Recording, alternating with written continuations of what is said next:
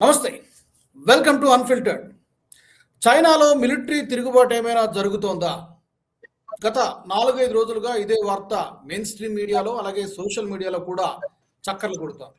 ఎందుకంటే చైనా అధికారికంగా ప్రకటించింది అక్కడున్నటువంటి చీఫ్ ఆఫ్ ఆర్మీ, అలాగే చీఫ్ ఆఫ్ డిఫెన్స్ స్టాఫ్ ఇద్దరిని కూడా విచారిస్తున్నాం అని చైనానే అధికారికంగా ప్రకటించింది. దీన్ని బట్టి జిన్‌పింగ్‌కి ఏమైనా పదవీ గండం పొంచి ఉందా? ఇది భవిష్యత్తులో ఏమైనా అంతర్యుద్ధం లాంటి పరిస్థితులకు ఏమైనా దారి తీస్తుందా? ఇలాంటి క్వెషన్స్ అన్నీ కూడా మీడియాలో సర్క్యులేట్ అవుతున్నాయి. అసలు చైనాలో ప్రస్తుతం ఏం జరుగుతోంది? పరిస్థితి ఏంటి? దీని గురించి మాట్లాడదాం. నాతో ఈ చర్చలో జాయిన్ అవుతున్నారు అంతర్జాతీయ వ్యవహారాల నిపుణులు, విశ్లేషకులు మామిడి గిరిధర్ గారు. గిరిధర్ గారు నమస్తే. నమస్తే రాజు గారు. నమస్తే. గత 4, 5 రోజులుగా ఈ చైనాలో ఏదో జరుగుతోంది. మిలిటరీ కూప్ అంటే సైన్యం తిరుగుబాటుకు ఏదో ప్రయత్నం జరిగింది. చైనా యొక్క న్యూక్లియర్ సీక్రెట్స్ని అమెరికాకు చేరవేశారు అనేటువంటి కారణంతో ఇద్దరిని జాంగ్ యూక్సియా, లూ జెన్లీ వీళ్ళిద్దరినీ కూడా అదుపులోకి తీసుకుని విచారిస్తున్నారనేటువంటి వార్తలు చక్కర్లు కొడుతున్నాయి. ఇందులో కొన్ని ఫ్యాక్ట్స్ ఉండొచ్చు, కొంత ఎగ్జాజరేషన్ కూడా అయి ఉండవచ్చు. మీ అబ్జర్వేషన్ ఏంటి సార్? నిజంగా అక్కడ ఏం జరుగుతోంది అని నిర్దిష్టంగా చెప్పడం చాలా కష్టం. ఇన్ఫర్మేషన్ బయటికి రావట్లేదు. ఒక విషయం మాత్రం వాళ్ళ సొంత అఫీషియల్ మీడియాలో వాళ్ళు ఇచ్చిన ప్రకటన ఏంటంటే జాంగ్ యూజీని తర్వాత వాళ్ళ చీఫ్ ఆఫ్ డిఫెన్స్ స్టాఫ్ని వీళ్ళిద్దరిని కూడాను ఇన్వెస్టిగేషన్ మొదలైంది వాళ్ళ మీద అని చెప్పి ఒక స్టేట్మెంట్ ఇచ్చారు. దేని మీద ఇన్వెస్టిగేట్ చేస్తున్నారు అంటే వాళ్ళు చట్టానికి విరుద్ధంగా, డిసిప్లిన్కి విరుద్ధంగా పనిచేశారు అని చెప్పారు. వాళ్ళ మీద కరప్షన్ ఛార్జీలు వాళ్ళు ఏం మాట్లాడలేదు, దేశ విద్రోహమైనటువంటి విషయాలు ఏం మాట్లాడలేదు. మాట్లాడిందల్లా డిసిప్లిన్ అండ్ లా, ఈ రెండింటికి వ్యతిరేకంగా వాళ్ళు చేసిన చర్యల కోసం వాళ్ళని ఇన్వెస్టిగేట్ చేస్తున్నట్టు చెప్పారు. అరెస్ట్ చేసినట్టు కూడా అఫీషియల్ న్యూస్ ఏజెన్సీలు వాళ్ళు ఏం చెప్పలేదు. సో కాబట్టి దాని తర్వాత వచ్చేటువంటి కథనాలన్నీ కూడా చాలా ఎవరి దూరంలో వాళ్ళు చెప్పుకుంటూ వెళ్తున్నారు. సత్యాసత్యాలు మనకు అఫీషియల్గా ఏం తెలియదు. ఇప్పుడు మనం వింటున్నటువంటి కథనాలు మాత్రం మనం ఇక్కడ చర్చించుకోవచ్చు. ఒకటి, షీ జిన్పింగ్ ఏదో ఒక హోటల్కి వెళ్ళారు. ఆయన ఏదో పని మీద అక్కడ ఏదో ప్రోగ్రామ్ అటెండ్ అవ్వడానికి. అక్కడ ఆయనని బందీగా తీసుకుని అక్కడ సత్తా పరివర్తన చేయడానికి అని చెప్పి జాంగ్ లూయిజీ ఎవరైతే ఉన్నారో ఆయన దాన్ని మొత్తం స్కెచ్ వేశారు. స్కెచ్ వేసి దాన్ని ఇంకా అమలు పరిచేదానికి జస్ట్ ఒక 2 గంటల ముందర అది లీక్ అయింది షీ జిన్పింగ్కి. లీక్ అవ్వగానే ఆయన వేరే దారి గుండా వెళ్ళిపోయారు. ఆయన వెళ్ళిపోయినట్టు వీళ్ళకి తెలియక వీళ్ళు అక్కడికి వెళ్ళేసరికి వీళ్ళని బందీగా తీసుకున్నారు వాళ్ళ షీ జిన్పింగ్ మనుషులు అని ఒక కథనం చెప్తుంది. ఇంకో కథనం ఏం చెప్తోందంటే కనుక వీళ్ళని మామూలుగా ఏదో చర్చలకని పిలిచారు. చర్చలకని పిలిచి వీళ్ళ బాడీ గార్డ్స్ని బయట ఉండమని చెప్పి రూమ్లోకి పిలిచారు. రూమ్లో పిలవగానే రూమ్లో ఎలిట్ కమాండోస్, షీ జిన్పింగ్ మాట వినేటువంటి కమాండోస్ వీళ్ళని అదుపులో తీసుకున్నారు అని చెప్పేసి ఇంకొక వర్షన్ చెప్తుంది. మూడవ వర్షన్ ఏంటంటే కనుక అసలు అరెస్ట్ చేశారు, కానీ అరెస్ట్ చేయగానే ఇంతలోపల సైన్యంలో కొంతమంది వచ్చి వాళ్ళని విడిపించుకు తీసుకువెళ్ళిపోయారు. కాబట్టి వాళ్ళు ఇప్పుడు కస్టడీలో లేరు అని చెప్తున్నారు. ఇంకొన్ని వీడియోస్ మనం చూసాం, దాంట్లో ఏదో కాల్పుల శబ్దాలు వినపడ్డాయి దూరంగా, కానీ అది ఏం జరుగుతోంది ఆ వీడియో తీసిన వాళ్ళకి కూడా తెలియదు. బహుశా అక్కడ ఏదో ఒక విధమైనటువంటి ఘటన జరిగి ఉండవచ్చు. మనకు షీ జిన్పింగ్ ఆయన అధికారంలో, ఆయన అధీనంలో ఉన్నటువంటి కొంతమంది పోలీస్ ఫోర్సెస్ కావచ్చు, లేదా ఇగో జాంగ్ యూజీకి ఉన్నటువంటి సమర్థకులు ఆర్మీలో ఉన్నవాళ్ళు కావచ్చు, వాళ్ళిద్దరి మధ్యలో ఘర్షణ జరిగింది, దాని కాల్పులో చాలా మంది చనిపోయారు అని చెప్పేసి ఇంకో వర్షం చెప్తాం. అందుకని ఇవన్నీ కూడా ఏంటంటే మనకి ఏదో ఎవరి ధోరణిలో వాళ్ళు చెప్పుకుంటూ వెళ్తున్నారు కాబట్టి సత్యాసత్యాలు తెలియడం చాలా కష్టం. ఒక విషయం మాత్రం గ్యారంటీ, మనకు జాంగ్ యూజియాని ఎవరైతే ఇన్వెస్టిగేట్ చేస్తున్నారో ఆ ఇన్వెస్టిగేషన్ అన్నది చాలా చాలా చాలా పెద్ద విషయం. ఎందుకంటే ఆయన నంబర్ 2 మనిషి, వాళ్ళ ఆర్మీకి చీఫ్ కమాండర్, 75 ఏళ్ల మనిషి. షీ జిన్పింగ్ చాలా సన్నిహితుడు. వాళ్ళ కుటుంబాలు 2 కూడాను చాలా సన్నిహితం. వాళ్ళ తండ్రుల దగ్గర నుంచి కూడా వాళ్ళు చాలా సన్నిహితులు. వాళ్ళు అంటే వీళ్ళు పుట్టక ముందు నుంచి కూడా వాళ్ళ తండ్రులు ఇద్దరు కూడా మావో జెడాంగ్తో కలిసి పనిచేసినటువంటి వ్యక్తులు. మనకు జాంగ్ తండ్రి వచ్చేసి మావో జెడాంగ్కి పర్సనల్ బాడీ గార్డ్గా పనిచేశాడు. అటువంటి వ్యక్తులు, వాళ్ళిద్దరు కుటుంబాలు చాలా సన్నిహితంగా ఉన్నటువంటి కుటుంబాలు. ఆయన రిటైర్ అయిపోయిన తర్వాత ఆయన మళ్ళీ తీసుకొచ్చి ఈ పదవిలో పెట్టిందే షీ జిన్పింగ్. షీ జిన్పింగ్ స్వయాన నియమించినటువంటి వ్యక్తి ఇప్పుడు అతని మీద ఇటువంటి చేయడం ఎందుకు? ఆయన మీద నచ్చకపోతే కనుక రిటైర్మెంట్ చేసేసి ఉండొచ్చు. 75 ఏళ్ళు ఉన్నాయి కాబట్టి రిటైర్మెంట్ తీసుకుని ఇంటికి వెళ్ళిపో అని చెప్పి ఉండొచ్చు. అలా కాకుండా ఇలా ఆయన్ని పబ్లిక్గా హ్యూమిలియేట్ చేసి అరెస్ట్ చేసి ఇవన్నీ ఎందుకు చేస్తున్నాడు? ఈ ప్రశ్నలన్నీ ఉన్నాయి. సో అందుకని ఈ దృష్టిలో చూస్తే కనుక దేని నమ్మాలో దేని నమ్మకూడదో మనకు తెలియదు. కొన్ని ఉదంతాలు ఏం చెప్తున్నాయంటే షీ జిన్పింగ్ ఏదో బంకరో దాచిపెట్టుకున్నాడు ఆయన, సైన్యం అతన్ని వెంటాడుతోంది. ఇప్పటికి కూడా చాలా వీడియోస్ వాళ్ళు చూపించారు.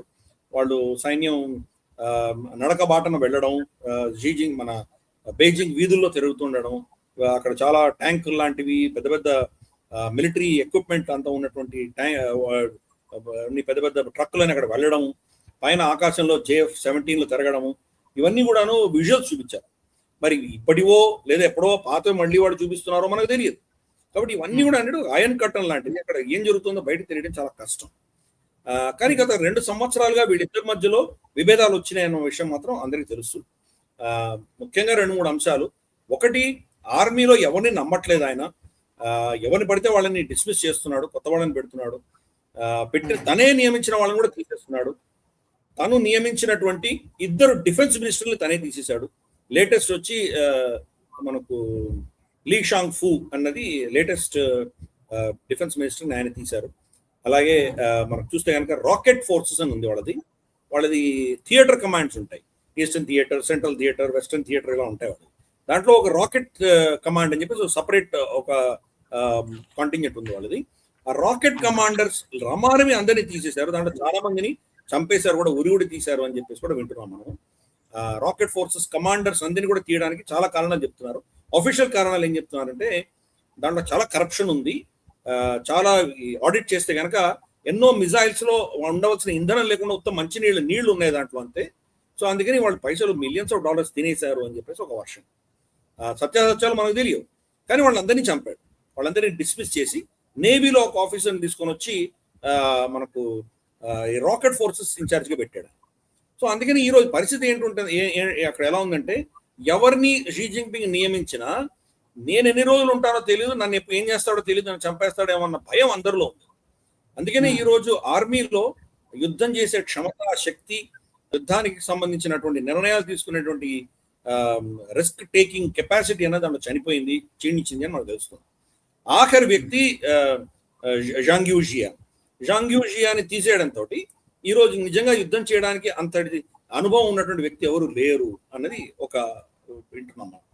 రెండవ విషయం దీంట్లో ఏంటంటే ఈయన జాంగ్ యూజియాకి షీ జిన్పింగ్ మధ్యలో ఉన్నటువంటి విభేదాల్లో ఇంకొక కారణం ఏంటంటే టైవాన్ మీద వచ్చే సంవత్సరానికి మీరు సిద్ధంగా ఉండండి, మనం దాడి చేయాలి, దాన్ని తీసుకోవాలి అని చెప్పి షీ జిన్పింగ్ చెప్తే జాంగ్ యూజియా దాన్ని ఒప్పుకోవట్లేదు. మనం దానికి సిద్ధంగా లేము, ఇంకా చాలా ప్రిపరేషన్ కావాలి, సమయం పడుతుంది అని ఆయన అంటున్నారు.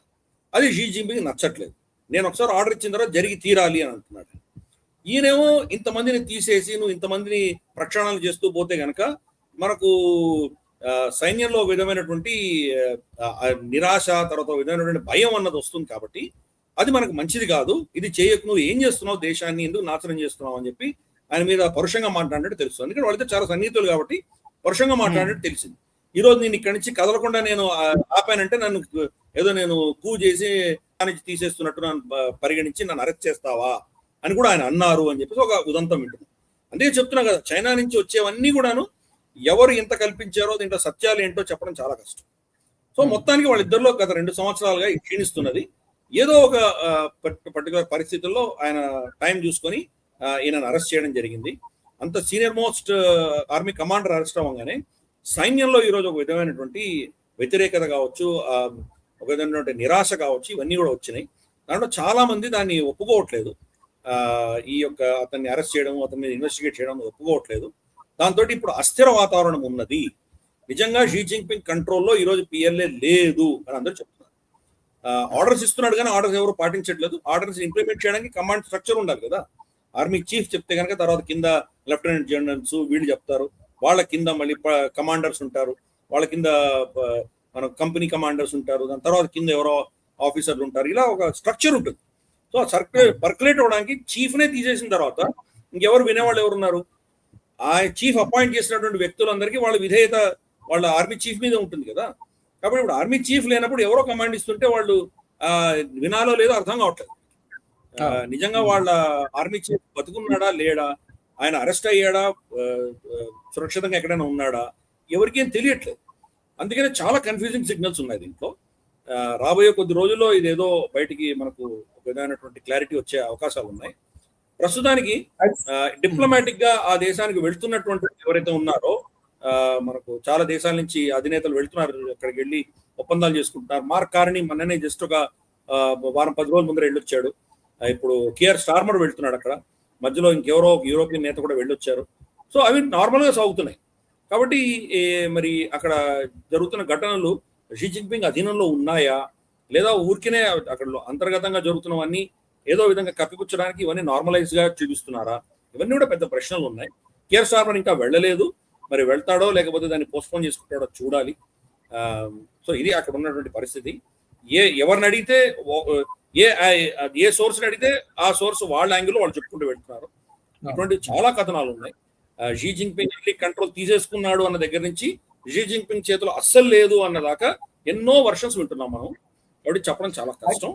కానీ ఒక థ్రెట్ మాత్రం మనకు, ఒక భయం మనకి ఏంటంటే బహుశా అంతర్గతమైన ఈ సమస్యలని ఎదుర్కోవడానికి, అంతర్గతమైన సమస్యలకు ఏదో విధంగా దీన్ని ధోరణి మళ్లించడానికి కోసం అని చెప్పి బాహ్య శత్రువుని ఎత్తుక్కోవచ్చు. బాహ్య శత్రువుని ఎత్తుక్కుని అంతర్గతమైన సమస్యలకు ఒక ఏదో టెంపరీగా ఒక ఫుల్ స్టాప్ పెట్టేటువంటి అవకాశాలు ఉన్నాయి అన్నటువంటి ఒక నెరేటివ్ ఉంటుంది. అటువంటిది జరిగితే గనక తప్పకుండా మనకు చాలా దేశాల్లో ముప్పు అనేది మనం ఎక్స్పెక్ట్ చేయొచ్చు. తైవాన్ మీద ఏదో దాడులు చేయడము, లేదా వాళ్ళ మీద తీవ్రంగా ఏదో ఎక్సర్సైజ్ చేయడము, లేదా వాళ్ళ తైవాన్ స్టేట్ ని మూసేయడము, వాళ్ళ ఎయిర్ స్పేస్ ని ఆపేయడం, ఇటువంటి ఏదో పెద్ద ఘటన చేసినా చేయవచ్చు. 2, భారతదేశం మీద మన సరిహద్దుల్లో ఏమైనా చేస్తారేమో మనకు తెలియదు. 3వది ఫిలిప్పైన్స్ మీద ఏదైనా చేయొచ్చు. ఫిలిప్పైన్స్ వాళ్ళకి రోజు ఘర్షణ ఉంటుంది కాబట్టి వాళ్ళు ఏమైనా చేస్తారో మనకు తెలియదు. సో ఇటువంటివి ఏమైనా బాహ్యంగా జరుగుతాయన్నది కూడా ఒక భయం అందరూనూ ఉన్నది. ఇది అక్కడ జరుగుతున్నటువంటి విషయం. చూద్దాం, రాబోయే కొన్ని రోజుల్లో, బహుశా వారం 10 రోజుల్లో దీనికి తెరపడుతుందని నేను అనుకుంటున్నాను. గిరిధర్ గారు, అయితే ఇప్పుడు షీ జిన్పింగ్ కంట్రోల్లో ఉందా లేదా అనేది ఒక స్పష్టత లేదు. బట్ జరిగిన మాట మీరు ఇందాక చెప్పినట్టుగా వాళ్ళిద్దరినీ కూడా విచారించినట్టుగా వాళ్ళే ప్రకటించారు. కాబట్టి షీ జిన్పింగ్ పదవీ గండం ఏమైనా, అంటే అతను దిగిపోతే బాగుంటుంది, ఆ ప్లేస్లో నేను ఉండగలుగుతానటువంటి హోప్స్ ఎక్కడ ఎవరికైనా ఉన్నాయా? దాంతో ఇదంతా ఏమైనా జరుగుతోంది అనేది number 1 question.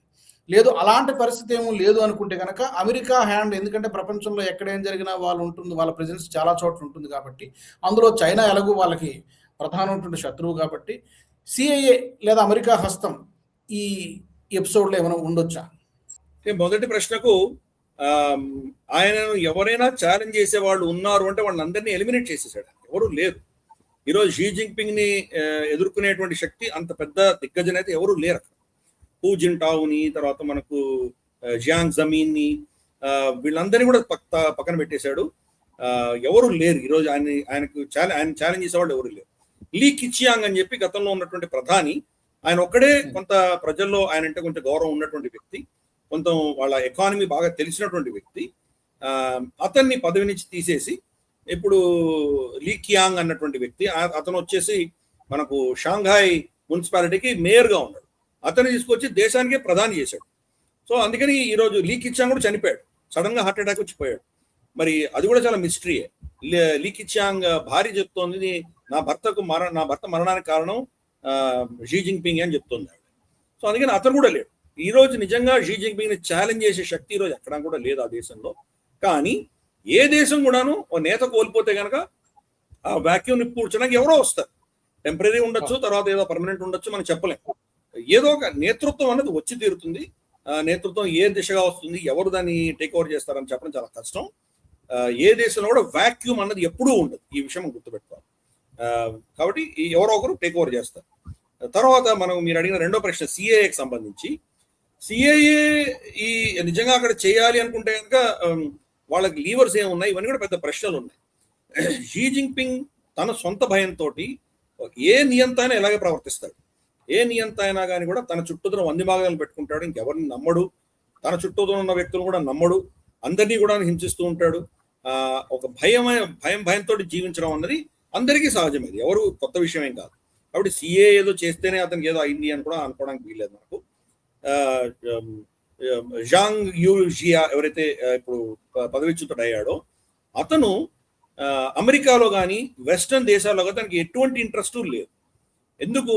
Even Xi Jinping కుమార్తె కూడా అమెరికాలో చదువుకుంటారు, కానీ జాంగ్ పిల్లలు ఎవరు కూడా అమెరికాలో చదువుకోవట్లేదు. వాళ్ళందరూ చైనాలోనే ఉన్నారు, తన ఆస్తులు అమెరికాలోనే ఉన్నాయి. చైనాలోనే ఉన్నాయి. చైనా విడిచిపోలేదు అతనికి వేరే దేశాలకు ఏదో సీక్రెట్స్ అమ్ముకోవడము అటువంటి అవసరం లేదు. వేరే విదేశాలకు పారిపోయాల్సిన అవసరం లేదు. విదేశాలకు పారిపోయినా తను ఒక్కడే వెళ్ళాలి, తన కుటుంబం అంతా ఇక్కడే ఉంటుంది.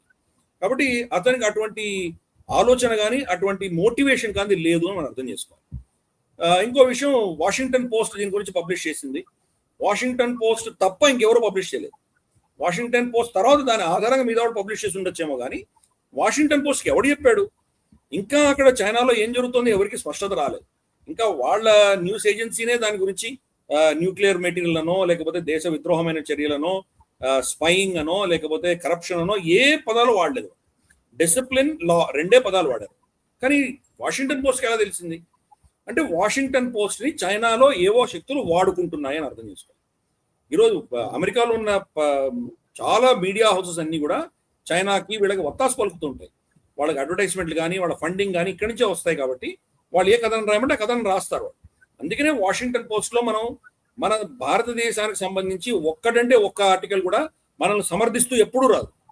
మనల్ని ఏదో విధంగా దోషిగా చూపిస్తూ మనల్ని కించపరుస్తున్నటువంటి ఆర్టికల్స్ ఎప్పుడూ వస్తాయి. ఎందుకంటే అది మొత్తం చైనా హస్తగతమై ఉంది, చైనా అధీనంలో ఉంది కాబట్టి ఎవరో దానికి ఇటువంటి ఆర్టికల్ రాయించారు. నిజంగా న్యూక్లియర్ సీక్రెట్స్ అమెరికాకి ఇవ్వాల్సిన మోటివేషన్ ఆయనలో ఏముంది? అది ఆయన ఒక్కడే ఈరోజు ఉన్నటువంటి టాప్ మొత్తం సిసిపి నేతల్లో సీనియర్ మోస్ట్ వ్యక్తి ఆయన ఒకడే. ఈయన వియట్నాం యుద్ధంలో యాక్చువల్గా యుద్ధం చేసినటువంటి వ్యక్తి, గ్రౌండ్ లెవెల్ అనుభవం ఉన్నటువంటి ఏకైక కమాండర్ జనరల్ ఎవరినో ఉన్నారంటే ఇప్పుడు ఆయనని తీసేశారు. సో ఆయన సీక్రెట్స్ అమెరికాకి ఇవ్వాల్సిన ఆవశ్యకత ఏముంది? అమెరికా ఆయనకి ఏమి ఇవ్వగలదు? రెండు ఇవ్వగలదు. ఒకటి, ఆయన కుటుంబాన్ని అమెరికాకి తీసుకెళ్లి ఒక అజైలం ఇవ్వగలదు. రెండు, ఆయనకి ధనం ఇవ్వగలదు. ఆయనే నంబర్ 2 మ్యాన్. షీ జిన్పింగ్ తర్వాత రెండవ మోస్ట్ పవర్ఫుల్ మ్యాన్. సో ఎన్ని మిలియన్స్ కావాలంటే అన్ని మిలియన్స్ ఆయన సంపాదించుకోగలడు. ఆల్రెడీ ఉన్నాయేమో మనకు తెలియదు. కాబట్టి అమెరికా ఆయనకి ఇచ్చే పైసల వల్ల ఆయన ఆధారం పడి ఆయన నిర్ణయం తీసుకోరు. ఆయన రెండు, ఆయనకు అజైలం ఇవ్వడానికి వాళ్ళ కుటుంబం అంతా ఇక్కడే ఉంది. వాళ్ళకి ఎక్కడ కూడా అమెరికా కానీ విదేశాల్లో ఎక్కడ వాళ్ళకి ప్రమేయం లేదు, వాళ్ళు ఎక్కడ వెళ్ళలేదు, వాళ్ళు చైనాలో ఉన్నారు. కాబట్టి ఆయన కూడా పుడితే చనిపోతే ఇక్కడే చనిపోతాడు. ఆయన బయటికి వెళ్ళి సడన్ గా 75 ఏళ్ల తర్వాత అక్కడెక్కడో అమెరికాలో వెళ్ళి జీవించాల్సిన ఆవశ్యకత ఆయనకి లేదు. కాబట్టి వాషింగ్టన్ పోస్ట్ కథనం అంతా కూడా అబ్సల్యూట్ ఫాల్స్. ఇది అర్థం చేసుకోవాలి. కాబట్టి ఇది వాళ్ళిద్దరి మధ్యలో ఎగో క్లాష్ వల్ల అరెస్ట్ చేశారు. తను ఏదో విధంగా ఒక భయంలో ఉన్నాడు షీ జిన్పింగ్, కాబట్టి ఎవరిని నమ్మట్లేదు, అందుకని చేశాడు. మన కూడా చరిత్రలో చూస్తే కనుక శ్రీకృష్ణదేవరాయ అంతటి వాడే ఎవరో చెప్పిన మాటలు విని అప్పాజీ కళ్ళు పీకించేశాడు కదా. ఇటువంటివి జరుగుతాయి. ఒకసారి మీరు ఒక స్థాయికి వెళ్ళిపోతే కనుక ఎవరిని నమ్మాలో తెలియదు. మీలో ఉన్నటువంటి అపోహల ఆధారంగా ఎవరిని నమ్మకూడదో వాళ్ళని నమ్మేటువంటి పరిస్థితికి వస్తుంది. ఈరోజు షీ జిన్పింగ్ ఆ పరిస్థితిలో ఉన్నాడు. అందుకనే షీ జిన్పింగ్ యొక్క పట్టు పిఎల్ఏ మీద కోల్పోయింది. దానికి ఎవరో సిఏఏనో వాషింగ్టన్ పోస్టో ఇంకెవరినో బ్లేమ్ చేసి లాభం లేదు. స్వయంకృత అపరాధం అది. ప్రతి నియంత ఇలాగే ప్రవర్తిస్తాడు, దాంట్లో ఏమి మనం ఆశ్చర్యపడక్కర్లేదు. కానీ ఇది ఏం చేసిందంటే ఒక ప్రకంపన సృష్టించింది అక్కడ. దాంతో నెక్స్ట్ కమాండ్ ఎవరైతే దీన్ని టేక్ ఓవర్ చేస్తారో ఎవరికి కూడా ధైర్యం లేదు. అంతటి మహా పెద్ద శక్తివంతమైనటువంటి షాంగే ఈరోజు ఈ పరిస్థితికి వచ్చాడంటే, నేను ఆ పోస్ట్ తీసుకున్నానంటే నేను ఏం చేస్తాడో తెలియదు. వారం ఉంటానో 10 రోజులు ఉంటానో తెలియదు, తర్వాత నా పెండ్లం పిల్లలు ఏమవుతాడో తెలియదు, నేనేమవుతానో తెలియదు. అందరూ భయంతో వణికిపోతున్నారు. కాబట్టి ఎవరు పోస్ట్ తీసుకోవడానికి సిద్ధంగా లేరు. ఫోర్స్గా ఎవరైనా పెట్టినా కానీ కూడా వాళ్ళు నిజంగా ఎన్ని రోజులు ఉంటారో తెలియదు, వాళ్ళని ఏం చేస్తారో తెలియదు. గత 2-3 సంవత్సరాలుగా 2 డిఫెన్స్ మినిస్టర్స్ని, ఒక ఫారెన్ మినిస్టర్ని, రమారమి 15 నుంచి 20 మంది జనరల్స్ని, 150 పైబడి లెఫ్టినెంట్ జనరల్స్, మేజర్ అంటే చాలా హై ర్యాంకింగ్ ఆఫీషియల్స్ని తీసేయడం, కొన్ని వేల మంది వాళ్ళ పిఎల్ఏలో వాళ్ళలో వీడో పరిచయం చేశాడు ఆయన. రాకెట్ ఫోర్స్ కంప్లీట్గా సర్వనాశనం చేశాడు ఆయన. కాబట్టి ఇటువంటి పరిస్థితుల్లో ఎవరు అక్కడ పొజిషన్ తీసుకోవడానికి సిద్ధపడతారు? అది అక్కడ ఉన్నటువంటి పరిస్థితి. ఈ యొక్క అస్థిర వాతావరణానికి కారణం మొత్తం షీ జిన్పింగే, అతని భయాలు. నికోలస్ మడోరోని ఎత్తుకుపోయినట్టు తనను కూడా ఎత్తుకుపోతారేమో ఒక భయం ఆయన పట్టి పీడిస్తుంది. రెండు, ఎప్పుడో పురాత గ్రంథాల్లో, చైనీస్ గ్రంథాల్లో ఒక పెయింటింగ్ ఉంది. ఆ పెయింటింగ్ లో ఒక తెల్ల రెక్కలు ఉన్నటువంటి పిట్ట కింద నుంచి ఎవరో బోయవాడు బాణం వేస్తే ఆ బాణం తగిలి అది కింద పడిపోతుంది. ఆ పెయింటింగ్ ఉంది. అది ప్రెడిక్షన్. ఫ్యూచర్ లో ఇటువంటి జరుగుతుంది అని ప్రెడిక్షన్. జీ అంటే కనుక తెల్ల పిట్ట అని కూడా దానికి ఒక నిర్వచనం ఉంది. కాబట్టి తెల్ల పిట్టని షూట్ చేసేది రాకెట్ ఫోర్స్. ఎవరో నన్ను షూట్ చేస్తారన్న భయం ఆయన పట్టి పీడిస్తుంది. కాబట్టి ఆయన ఫ్లైట్ లో వెళ్ళడానికి భయపడతాడు. ఒకసారి సంవత్సరంన్నర క్రితం సౌత్ ఆఫ్రికాలో బ్రిక్స్ సమ్మిట్ అయితే మొత్తం క్యాబినెట్ని తీసుకుపోయాడు. నేను లేనప్పుడు వీళ్ళు ఎక్కడ నాకు తెలియకుండా నా వెనకాల ఏం చేస్తారో అన్న భయంతో మొత్తం క్యాబినెట్ తీసుకుపోయాడు. రిటర్న్ లో ఫ్లైట్ లో డైరెక్ట్ గా బీజింగ్ రాలేదు. బీజింగ్ వస్తుంటే కింద నుంచి ఎవడో రాకెట్ బాంబ్ తో కొడతాడో అన్న భయం. అది జింగ్జియాంగ్ లో దిగాడు. జింగ్జియాంగ్ లో దిగి జింగ్జియాంగ్ నుంచి 2 రోజుల తర్వాత ట్రైన్ వేసుకొని బీజింగ్ వెళ్ళాడు. సో అంత భయంతో ఉన్నాడు ఆయన. ఎవరిని నమ్మట్లేదు, బంకర్లో ఉంటున్నాడు, ఎవరిని నమ్మేటువంటి పరిస్థితి. కాబట్టి అటువంటి పరిస్థితుల్లో మరి ఇటువంటి తప్పుడు నిర్ణయాలే వస్తాయి. ఈ రోజు నిజంగా తైవాన్ మీద దాడి చేయగలడా, ఫోర్స్ఫుల్ గా ఆర్డర్ ఇచ్చి అటాక్ చేస్తే కనుక గణనీయంగా నష్టపోతుంది చైనా. కాబట్టి అలాగే భారతదేశం మీద కూడా ఏ దేశం మీద ఇప్పుడు ఏం చర్య తీసుకున్నా కానీ పిఎల్ఏలో అధికారులు లేరు, కమాండ్ ఇచ్చేటువంటి వాళ్ళు లేరు, స్ట్రాటజీ ఎవాల్వ్ చేసేటువంటి వాళ్ళు లేరు, దీన్ని ఒక నేతృత్వం ఇచ్చేటువంటి శక్తి లేనప్పుడు యుద్ధ పటిమ కోల్పోతారు వాళ్ళు. సో గతంలో వాళ్ళు బహుశా 2027లో తైవాన్ని అటాక్ చేసేటువంటి శక్తి కోసం వాళ్ళు ప్లాన్ చేస్తుంటే ఇప్పుడు ఇంకో సంవత్సరం 2 సంవత్సరాలు దాన్ని పొడిగించాల్సి వస్తుంది. సో మరి రాబోయే కమాండర్స్ ని ఆయన ఎలా ట్రీట్ చేస్తాడో. కాబట్టి చాలా అస్థిర వాతావరణంలో ఈరోజు చైనా ఉంది. చైనా యొక్క పరిస్థితి, సిసిపి ఉంటుందా, షీ జిన్పింగ్ ఉంటారా, లేదా షీ జిన్పింగ్ ఉన్నా కానీ కూడా వాళ్ళ సైన్యం పరిస్థితి ఏంటి, ఇవన్నీ కూడా ప్రశ్నార్థకమే. మీరు అన్నట్టు అక్కడ చైనాలో జరుగుతున్నటువంటి పరిస్థితులను నిశితంగా గమనించాల్సిన అవసరం కూడా కనిపిస్తుంది. ఎందుకంటే అక్కడ ఏం జరిగినా కూడా ఆ ప్రభావం మనపై ఇమీడియట్ గా ఉండే అవకాశం ఉంటుంది. కాబట్టి భారత్ కూడా చాలా కీన్ గా అబ్జర్వ్ చేయాల్సి ఉంటుంది అనుకుంటా సార్.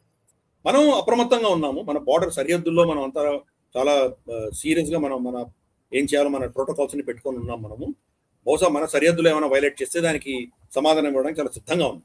అప్పటి నుంచి తగ్గలేదు. గల్వాన్ ఘటన తర్వాత మనం పెట్టినటువంటి ప్రోటోకాల్స్ నుంచి మనం ఎప్పుడు తగ్గలేదు. వాళ్ళతో కొంత మళ్ళీ నార్మలైజ్ అవుతున్నా, వాణిజ్యం నార్మలైజ్ అవుతున్నా కానీ కూడా మిలిటరీ పరంగా మనం ఏం తగ్గలేదు. చాలా స్ట్రిక్ట్ గా ఉన్నాం అక్కడ. కాబట్టి బహుశా భారత సరిహద్దులో చేయడానికి వాళ్ళకి అంత అవకాశాలు లేవు. చేస్తే కూస్తే బహుశా తైవాన్ మీదనో లేదా ఫిలిప్పైన్స్ మీదనో ఏదైనా చేసేటువంటి అవకాశాలు లేకపోలేదు. చూద్దాం, మరి సర్ప్రైజ్ ఎక్కడైనా ఇవ్వచ్చు వాళ్ళు. ఏం చేస్తారో మనకు తెలియదు. So let's keep watching. అక్కడ అంతర్గతమైన పరిణామాలు ఏ దిశగా వెళ్తాయి, దాని ఆధారంగా వాళ్ళు దాన్ని బాహ్య శత్రువుని ఎవరిని చూస్ చేసుకుంటారో, ఏం చేస్తారో, ఇవన్నీ కూడా ప్రశ్నార్థకమే. వేచి చూద్దాం. ఓకే సార్, చూద్దాం. మరి దీనికి సంబంధించి ఇంకేమైనా మనకి రాబోయే వారం 10 రోజులు ఏమైనా కొత్త అప్డేట్స్ ఏమైనా తెలుస్తాయా, లేకపోతే ఇక్కడతో దీన్ని ఇలా ఆపేస్తారా? అక్కడ చైనా షీ జిన్పింగ్ ఏం చేస్తాడు, ఏం జరుగుతున్నది, ప్రస్తుతానికి చాలా క్వశ్చన్ మార్క్సే ఉన్నాయి. మనం వేచి చూడాల్సిందే. Thank you very much sir, ధన్యవాదాలు. మరి మా ప్రేక్షకులు కూడా ఈ అంశానికి సంబంధించి మీ అభిప్రాయాలను అలాగే మీ ఫీడ్బ్యాక్ని కూడా తెలియజేయవచ్చు. చైనాలో ఏం జరుగుతోంది, ఏం జరిగేటువంటి అవకాశం ఉంది, భారత్ ఎంత అప్రమత్తంగా ఉండాలి, దీనికి సంబంధించి తప్పకుండా మీ అభిప్రాయాన్ని తెలియజేయండి. వచ్చే ఎపిసోడ్లో అన్ఫిల్టర్డ్లో మళ్ళీ కలుసుకుందాం. వందే మాతరం, భారత్ మాతాకి జై. ఈ వీడియో మీకు నచ్చినట్టయితే లైక్ చేయండి, 10 మందికి షేర్ చేయండి. అలాగే కామెంట్ల రూపంలో మీ అభిప్రాయాలను మాతో పంచుకోండి. Nationalist hub group of channels ను సబ్స్క్రైబ్ చేసుకుని తెలుగునాట జాతీయవాద జర్నలిజాన్ని ప్రోత్సహించండి. ఈ వీడియో కింద ఉన్న బెల్ ఐకాన్ పై క్లిక్ చేయడం మర్చిపోవద్దు.